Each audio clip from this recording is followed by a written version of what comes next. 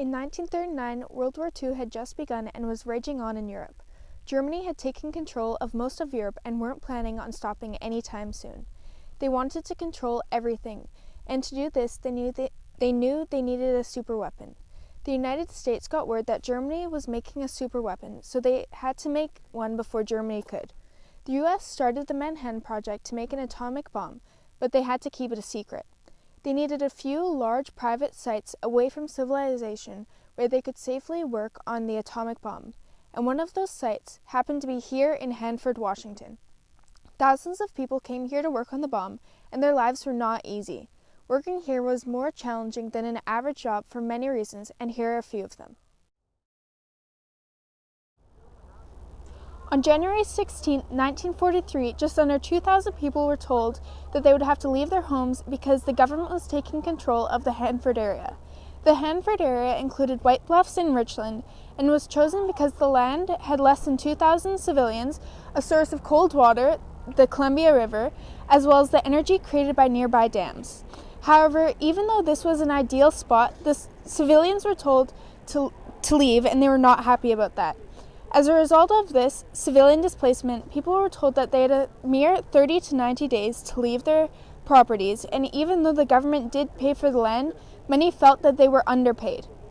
Civilians were under so much stress to find a new place to live and change their entire life that one man named Walt Grisham said that his family was under so much stress to leave their 14 acres of farmland that his own mother had a stroke. As DuPont was the manufacturing company in charge of producing plutonium, they were also in charge of acquiring the workers. DuPont hired approximately 15,000 African Americans. To express the massive increase in African Americans, in Pasco, a surrounding town, in 1940, the African American population jumped from a mere 27 people to just under 1,000 people in 1950. However, as this was still the 1940s, there was still a major fact of racial segregation happening. In Hanford, approximately only 20% of restaurants would serve African Americans. DuPont was also not prepared for that amount of African Americans, and as a result only had one barrack building and one bunkhouse, so many African Americans had to find their own housing. The blacks asked for segregated living, which might have been true because they were concerned about being hassled.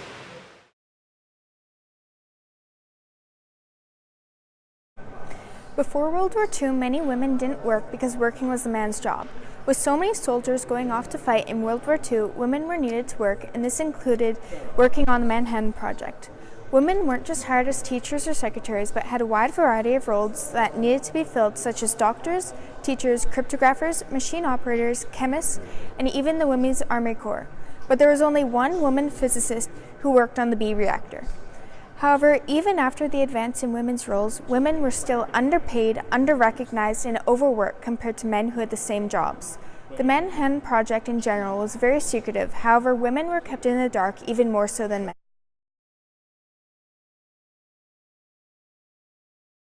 men. As you may know, the Manhattan Project was a top-secret project that very few people knew about. There were over 50,000 employees who worked at Hanford, and they didn't know exactly what they were working on and couldn't tell anyone what they did.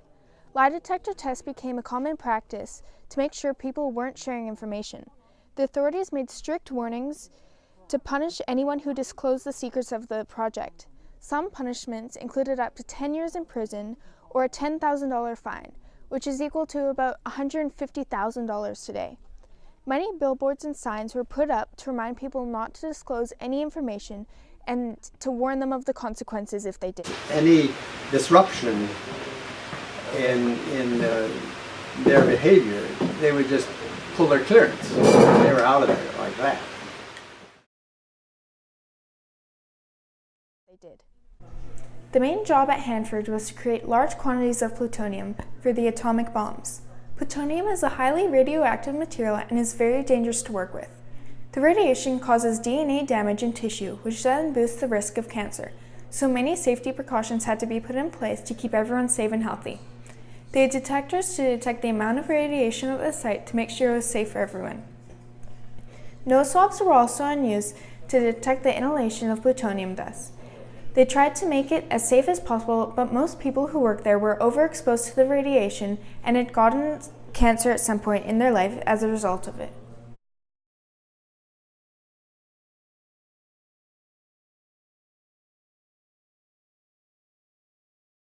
Although Hanford gave a lot of people steady jobs for a little while, it wasn't the best place to work. As you now know, it was very hard to work at Hanford. The workers didn't even know what they were working on until after the bomb first dropped in Hiroshima. Many of the workers were proud that they helped work on the bomb and end the war, but others felt like they created a weapon that is too dangerous and should never have been made. People all over the world are still feeling the effects from the bomb, including the people who worked on it. In 2015, Hanford was made a part of the Manhattan Project National Park, and you can now visit it today. Thanks for watching.